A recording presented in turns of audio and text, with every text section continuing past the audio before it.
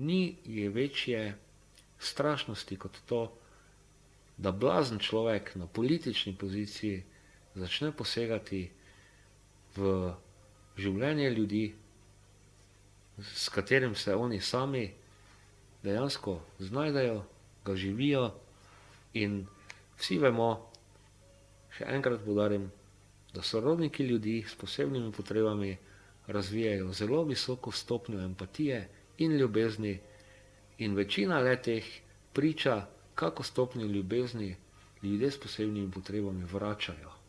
Zato pravim, da je akcija T4 v Tretjem rajhu eden izmed najbolj brutalnih zločinov Tretjega rajha. Zato, ker je na podlagi kraje odločal, kdo bo živel in kdo ne, in uvedel je termin življenja nevreden človek. In če pa kdo rabi dokaz, kako zelo je ta blaznost šla daleč Hitlerja in ostalih, ga pa ima, če ne prej, tukaj.